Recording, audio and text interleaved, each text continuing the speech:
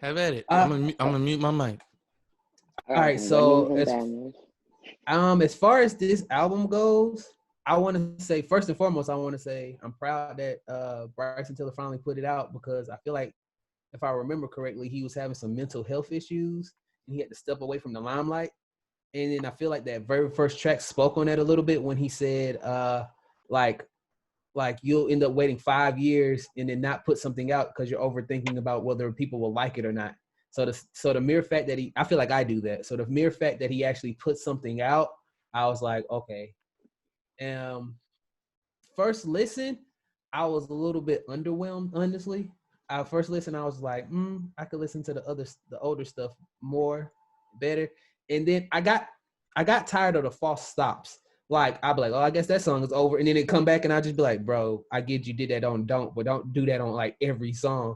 Like that one song with Drake, and I was just like, bro, this better not just be a Drake verse, and then no Bryson, and then Bryson Tiller came back like, psych guys, I'm here, and I was like, I just wanted to throw my headphones off. It's like, dude, stop. So, I didn't like the false stops. I do think his other projects are stronger, and so then I feel like it's underwhelming because when you take such a long hiatus, you come back, you want to be like I don't know, like since how do I say this? I'm trying not to. When Bryson Tiller took that long break, other people came in and was doing what Bryson Tiller was doing. And so then now we have a whole bunch of like other people who kind of sound like Bryson Tiller, who might even make stuff that sometimes even hit a little harder. And so now Bryson Tiller's back like, hey, I'm the originator. And it's like, well, and I use originator loosely because at one point I just felt like he sounded kind of like Drake. But now he's back, and yeah, the album felt underwhelming. I do think it sounds better. It's one of those albums that's actually sound good in the car. Most times I usually say listen to it in your headphones, listen to your headphones. But like I would get in the car and I'm like, yo, this beat is hard. And so the production is pretty good at times. Sometimes I feel like they could have did more. I do like their sample choices. But overall, I would say if you're a Bryson Tiller fan, you'll listen to it. You'll love it. If you're not a Bryson Tiller fan, this isn't gonna make you a new one. I don't think he really did anything.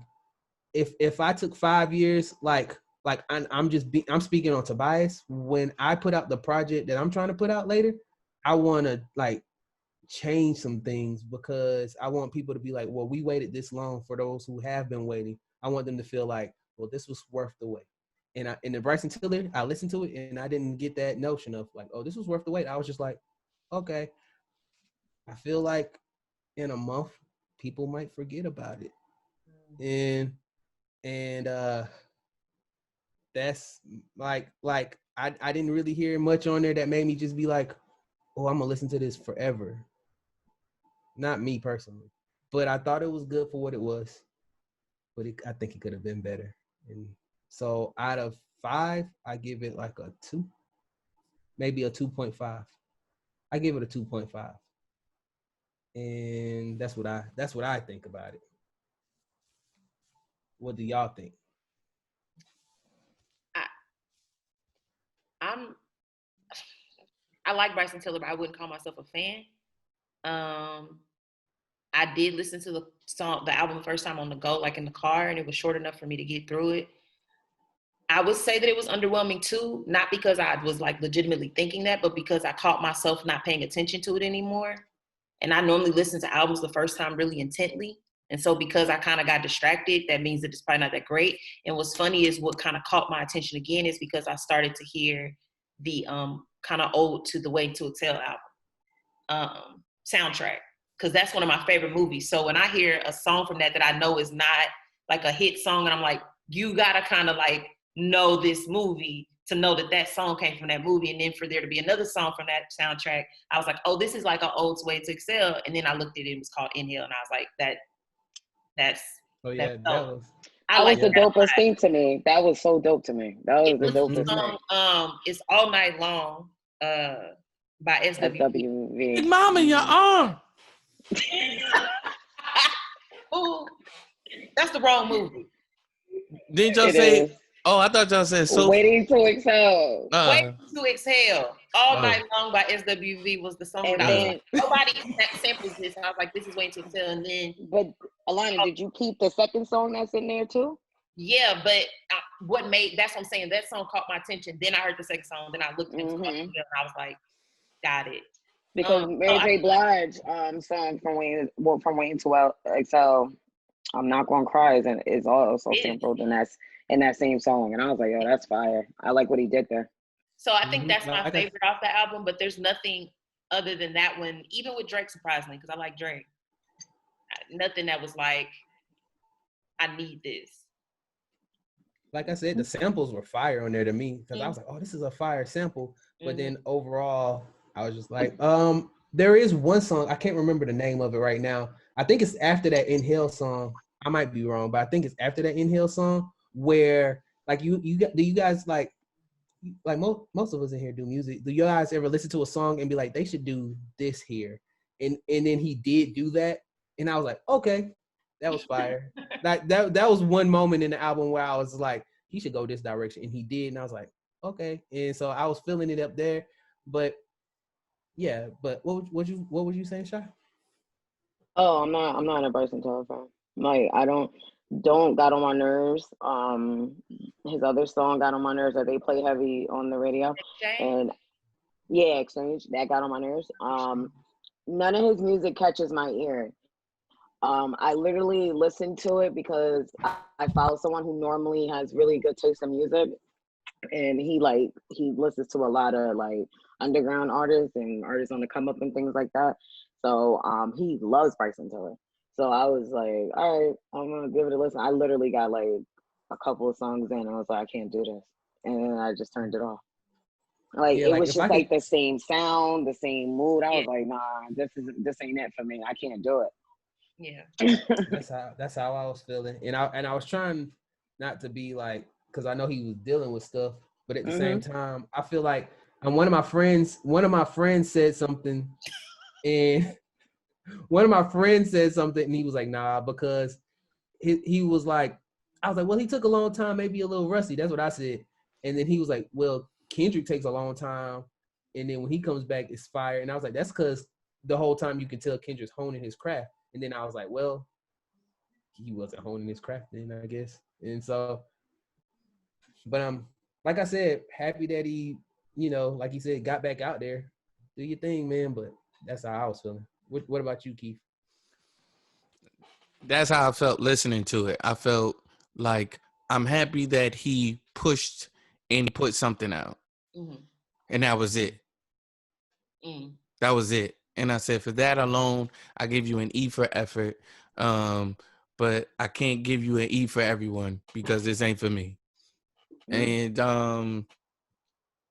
that's just how I felt, man. I'm like, okay, this sounds like tracks that didn't make the first project. Did y'all see that meme that was like we waited 5 years for Bryson to look the other way because in one cover he looked this way, the other cover he looked down. Yes. It's actually really funny, but I'm actually talking, so I'm not going to give brevity to it. So anyway.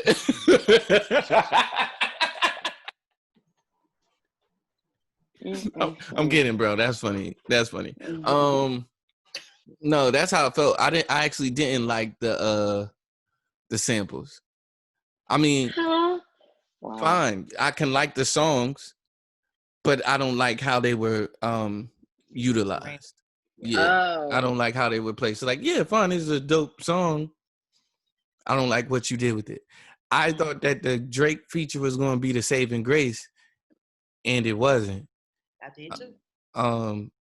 But I'm with you. I'm like, okay, I know that he was going through some stuff, and I do understand how it feels to not have put something out and for people to have been on you hard about not putting out stuff that they like, and then you got to fight that. And then fighting your creativity, and then still like I said, pushing. Like there was a lot of stuff that was, that was kind of like a hindrance or could have been a hindrance. You know what I mean? A lot of hurdles that he had to get over to put that out. And so for that alone, I give it a 2. I think a 1.5, honestly. I'm like, this ain't This ain't moving nothing. You ain't pushing the needle. You know, like you ain't moving the needle. You ain't pushing the envelope. You know what I mean, it's nothing to write home about. How many have y'all heard the phrase "nothing to write home about"? I say it all the time. I've said say it, it but I about don't. Oh, that's the idiom for next week. I mean, apparently, I guess it is an Light idiom, bulb. but a lot of people don't know. I'll say that, and they're like, "Oh, I never heard that. That's cute." I'm like, "What are you talking about?" Like, You I know what thought I this was a learned the commonly other day? used thing. Because I say that, and I also say, you don't believe fat means greasy, but I think I say it incorrectly. I think I it's never heard something else. that one. I think no. you don't believe fat meets greasy, or something like that. I think you I think said I've the been same saying thing for all twice. these years, huh? I thought you said it sounded like you said the same thing twice. The second time I said meats, MEAT, fat meets Okay. greasy. I normally say you don't believe fat means greasy. Oh, no, I And never you heard that. stick to a can of oil. And you ain't said nothing slick to a can of oil. Ain't Heard that that one. yeah, I'd I say love that. that one.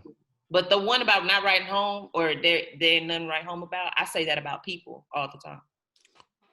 I don't say that about people. I do.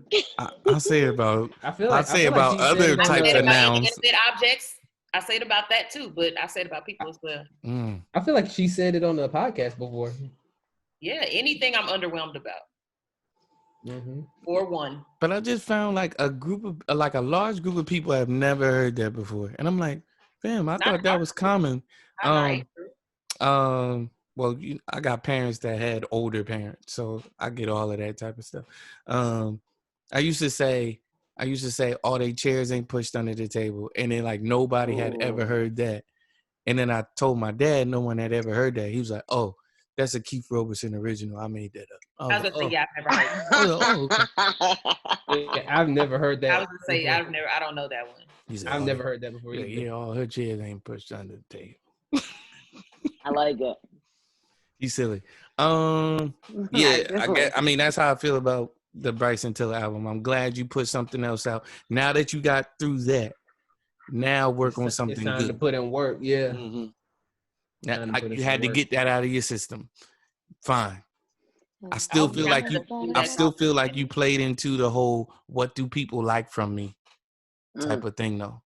Yeah, he's like, I got to put all the pauses now. They like that pause and don't. Okay, I have a question.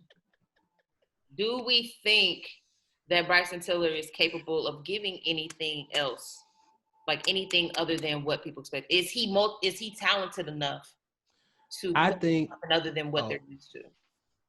I think that he was one of the ones that blew up. Sometimes, like my friend Chris, he'll always say something about a certain artist. He's like, "Oh, that song's bigger than them." Mm-hmm. I feel like Don't might have been bigger than Bryson Tiller. Exchange was bigger than Bryson Tiller. Mm-hmm. And then now his is kind of like, and then it got to him. It's just like, bro, I was just making a song. Now everybody loved that stuff, and now I gotta make more songs. What do I do? I feel like it's a bunch of artists I can be like, you probably was just somewhere chilling, and somebody just randomly came up to you. Yeah, let's go to the studio and put this out. I feel you like working at Pizza Hut. Yeah, I feel like Bryson Tiller is like that. I feel like Lil Uzi Vert might be like that. Loser. Who? What's the kid with the red twist in his hair? I think he's like that. Yeah, that's his name, Lil Uzi Vert. There's another one that I think is like that, who's just like I guess I'm making Summer Walker. I think she's like that. I guess I'm making music now. I guess I'll do this on a famous level. Shaw, what you laughing at? Oh God, that's what I think. I think there's a lot of artists. I guess I'll make music now. I'm tired of climbing up and down these poles every night. I want to play my guitar. I can sing, so why not? Yeah. I'll make music now. Give me that electric guitar over there. I'll work it out. No, but I'm with you. That was one of the things that I was thinking about. I didn't know how to word it, so I'm glad that I didn't know how to present it, but I'm glad you brought it up. That was one of the things that I was feeling listening to it. I said, I feel bad for him. I don't think he has